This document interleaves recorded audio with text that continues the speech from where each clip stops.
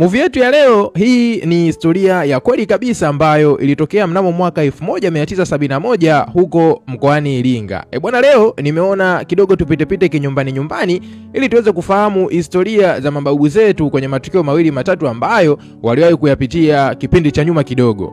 Sasa filamu inaanza, inamuonyesha mwananchi mmoja akiwa ameketi na anasikiliza taarifa ya habari kwenye redio yake ya kaseti.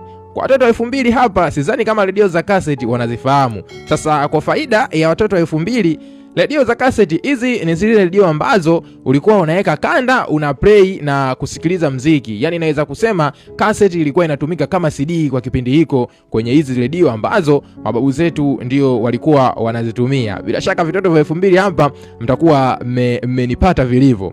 Muda huo mwandishi wa habari anasikika akiripoti mauaji ya mkuu wa mkoa wa Iringa yaliyotokea tarehe 25 mwezi wa 12 mwaka 1971. Na mkuu wa mkoa huyo alifahamika kwa jina la Kleru na aliuawa na mkulima mmoja aliyefahamika kwa jina la Mwamwindi. Baada ya hapo tunaona mkulima mmoja akiwa anaendesha trekta lake shambani. Sasa huyu ni yule mkulima ambaye wakati filamu yetu ilikuwa inaanza alikuwa anatangazwa ya kwamba yeye ndiye alihusika na mauaji ya mkuu wa mkoa wa Iringa, na mkulima huyu alikuwa anafahamika kwa jina la Mwamwindi. Kidogo tunaona gari jeupe likiingia pale kwenye shamba la huyu mkulima Mwamwindi.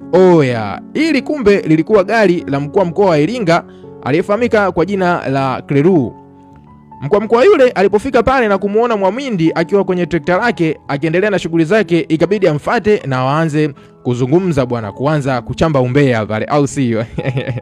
Na akamuuliza kwa kumwambia, hivi wewe ni nani katika hiki kijiji? Unakeuka amri za wakuu wa nchi wako ambao wamesitiza kwanza shughuli za kilimo zifanywe kwa ujamaa, lakini wewe unalimba mashamba yako peke yako na unalima wakati leo ni sikukuu ya kulima na imeamriwa wananchi wote inabidi washerekee kwa pamoja.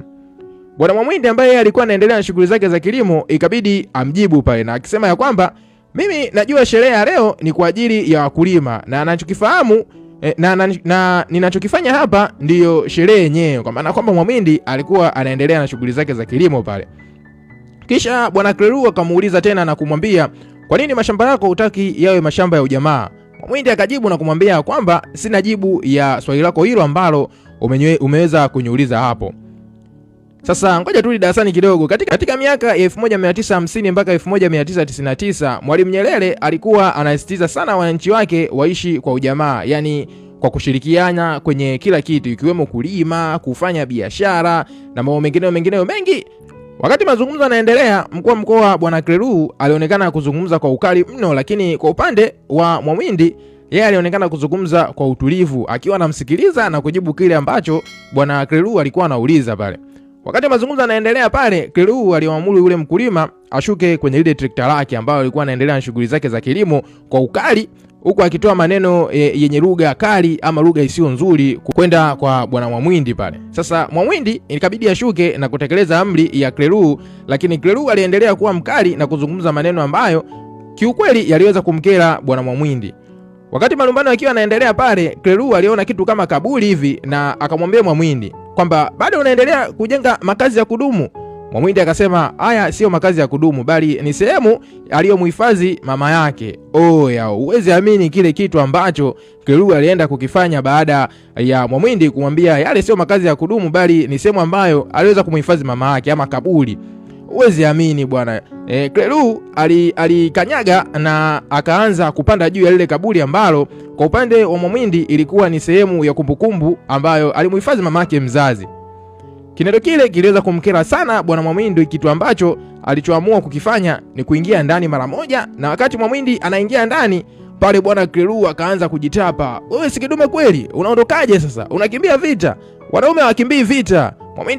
Bwana Kleru alizania Mwamwindi amemkimbia bwana. Akiendelea kujitapa pale, usiondoke sasa, wewe si mwanaume, njoo, unakimbia, unaogopa, unaingia ndani. Muda huo Mwamwindi akatoka ndani pale. Huwezi kuamini. Mwamwindi alitoka pale na gobori bwana, na moja kwa moja akamshuti Kleru. Ukumbuke Kleru huyu yeye alikuwa ni mkuu wa mkoa wa Iringa kwa kipindi hiko cha miaka 1971.